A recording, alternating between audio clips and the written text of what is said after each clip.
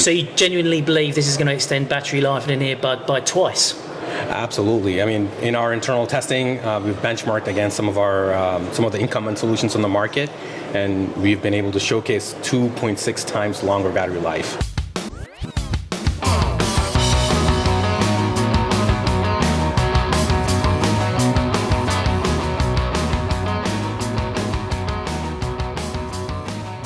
Hello IPXers, so let's introduce you to Sri from Alif Semiconductor, who's going to introduce us to his new Balletto family of MCUs. All right, thank you very much.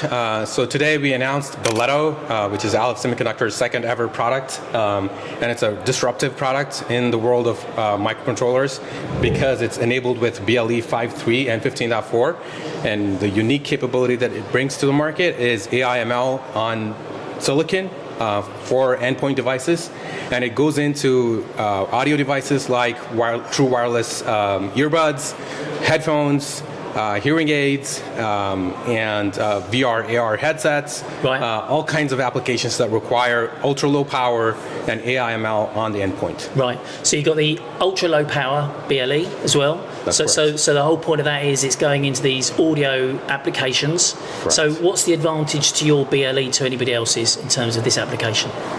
Right, so we support LC3 audio, which is the Bluetooth 6 brand new audio codec. LE audio with Auracast broadcast capability is built in, and it supports 15.4, so Matter, which is the new smart home ecosystem, is supported as well. Yeah. And it's ultra low power, so the battery life is going to be extended twice as long as whatever customers are currently used to with existing wireless SoCs. So you genuinely believe this is going to extend battery life in an earbud by twice? Because that's quite a claim. Absolutely. I mean, in our internal testing, we've benchmarked against some of the incumbent solutions on the market, and we've been able to showcase 2.6 times longer battery life against the market-leading Bluetooth SoC out there. So if today you mentioned the word disruptive, IP Exchange is all about disruptive technology. So you would be looking at existing technology that's sitting inside, let's say, an earbud application. Mm-hmm. What kind of chips, what kind of manufacturers would they be looking at today if they already had an installed design? What sort of manufacturers would you be looking to compare with? Right, so existing Bluetooth SoCs out there come from manufacturers like Nordic Semiconductor, Scilabs, Ambic, Micro, Renesas, SD Micro, everybody out there. So we benchmark against some of the leading vendors of Bluetooth SoCs out there in the market, and we are pretty comfortable with the claims that we were making. Very good, very good. So if one of our community wants to get hold of your development boards, how do they do that? What's available to them in terms of evaluation? Right, so Balletto will be available for customer sampling, and development kits will be available in the second half of this year. Okay. Customers will go to alifsemiconductor.com or alifsemi.com or ipexchange.tech. Right, and they can get access to development kits. It's built on, as you can see on the roadmap slide here, on our Ensemble platform. So every application that they developed for Ensemble is portable to Balletto. It has enough memory to support 2 megs of SRAM and 2 megs of MRAM, which is non-volatile memory. That's adequate memory for a lot of the audio applications that we talked about, and the VR, AR headset, sensor or gesture recognition type of applications. And customers who started developing with Ensemble can port their application over to Balletto. Right. So, and what if they don't have Ensemble? Then they would need to either go get an Ensemble dev kit or application which is what you'd like them to do. Absolutely. Yeah. That's the hook. And then they could transition over seamlessly to Balletto once it becomes available in the second half. But just so that we're clear, they do need Ensemble, or they can do this independently. What if they decide to do something different to what you want them to do?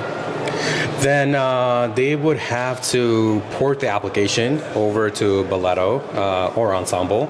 Once they port to our platform, it's seamless between the two. Yeah, I understand that. But obviously people will be working on applications with all kind of audio, and they'll already have an existing platform. Right. So I'm just asking, how simple is it to take this and port it onto an existing project without having Ensemble? Right. We support vast ecosystem of tool chains and ARM neural network libraries. So you can plug and play. Absolutely. Right. Okay. Good. And then just with the development kit that's going to be available in the second half of the year, what do you get? Customers will get a development kit, and which includes our Balletto chip and a lot of peripherals that they could test out on the development board. And they get a display, they get a camera, they get connections for external speakers to test out the audio, and enough inputs for 14 microphones so they could test out audio. Right. So there's a lot of toys in this box. Absolutely. Right. Yeah, we want our customers to play with our platform and go to town with whatever application that they want to develop. Okay. Right. So last question. Obviously, this is quite a high volume market.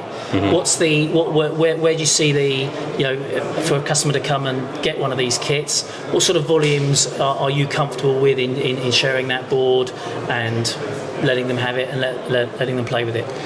Initially, we're going to manufacture hundreds of boards, but then based on customer demand, we could scale it up to whatever number of customers want. Right. The board is just a stepping stone. I mean, we want customers to start shipping volume in thousands and millions of units of the chip, right? But the board, will help them get started on their application development. Right. Okay. So how?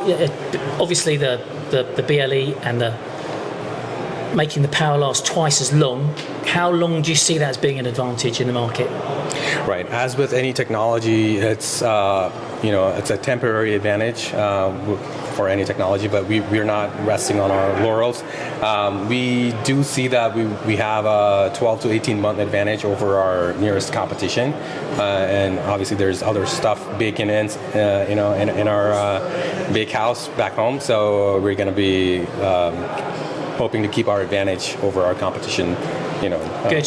So you see a good 18-month, 2-year window where this will be a true advantage. Right. Yeah. Absolutely. That's a bit in the consumer world of audio. That's a long time.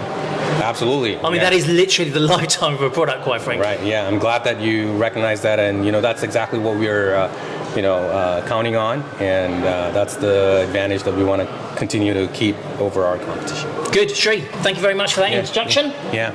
Thank you. And we'll see you soon. Good luck with the show. Yeah. Thanks very much. Hey, yo, where my engineers at?